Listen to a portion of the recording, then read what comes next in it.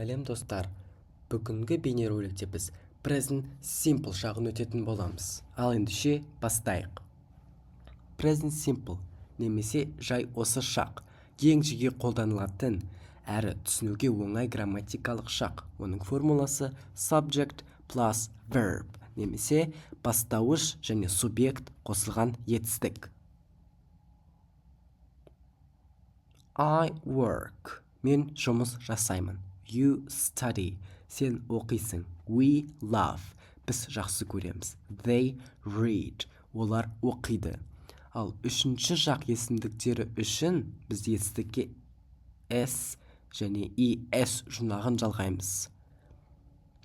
I fly. Мен ұшамын. Екінші ол. He flies.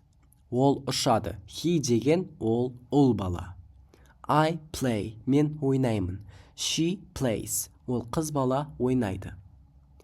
Сіздер байқадыңыздар ма? Бірінші мысалда Y әріпі түсіп, екіншісінде сақталды.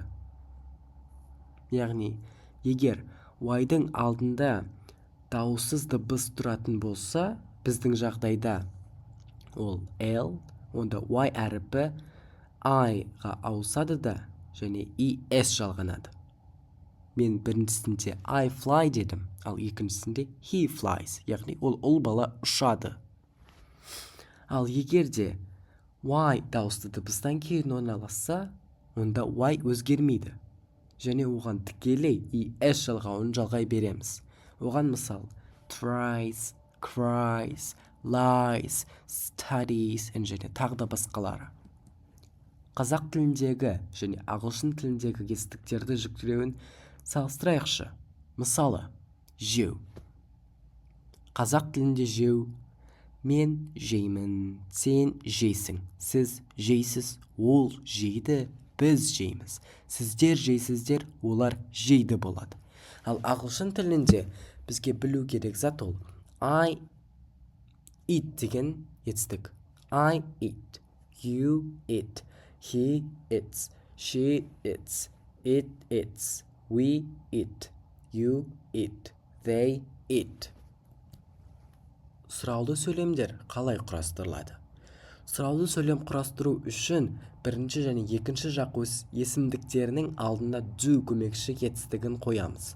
Ал үшінші жақ есімдіктерінің алдына does көмекші етістігі орналастырады. Яғни I, you, we, they-ға біз do жалғаймыз. He, she, it-ға does.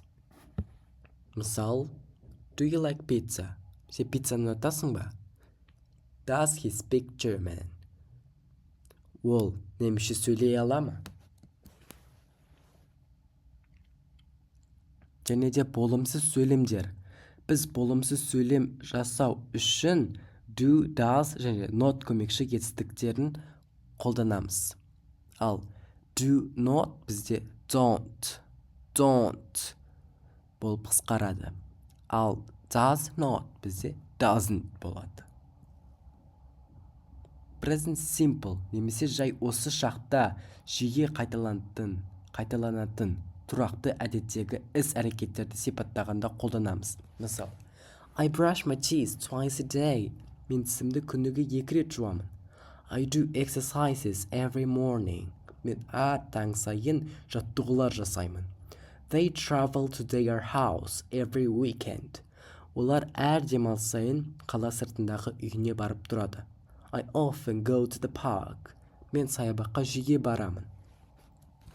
Екіншіден, ғылыми дәлелденген фактілер, табиғат заңдары туралы және жалпыға белгілі құбылыстар туралы айтатын болсақ, осы шақты пайдаланамыз. The sun sets in the west. Күн батысқа батады. The earth goes around the sun. Жер күнді айналады. Builders build buildings. Құрылысшылар ғимараттар салады.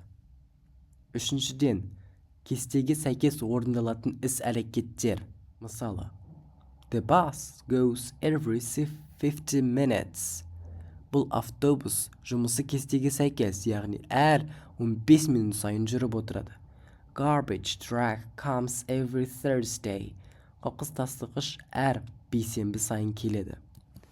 Ағылшын тілінде present simple жағында жазылған мақалдар өте көп. Мысалы, practice makes perfect. Практика жетістікке жетудің кілті. Measure 7 times, get once. 7 рет өлшеп, 1 рет кес. A nation without unity falls apart. A nation with unity excels. Бірлігі жоқ ел тозады, бірлігі күшті ел озады. Әрбір жақтың маркер сөздері бар. Яғни ол қай жақта тұрғанын сол маркер сөздерге қарап білуге болады. Ал мыналар present simple'дың маркер сөздері. Бірінші ол жиілік істеулері. Олар көбінесе жетістіктің алдында болады. Always, әрқашан. Usually, әдетте. Often, жиі. Sometimes, кейде. Seldom, rarely, сирек. Hardly ever, ешқашан дерлік. Екінші сөз тіркестері. Олар сөйлемнің соңында болады. Every day, күн сайын. Every month, ай сайын. Once a day, күніне 1 рет. Twice a month, айына 2 рет. 3 times a year, жылына 3 рет. From time to time. Және де бұл жерде білу қажет ақпарат ол 3 реттен жоғары болса times сөзі қолданылады. Мысалы, 4 times, 5 times, яғни олар 4 рет, 5 рет деген мағынаны береді.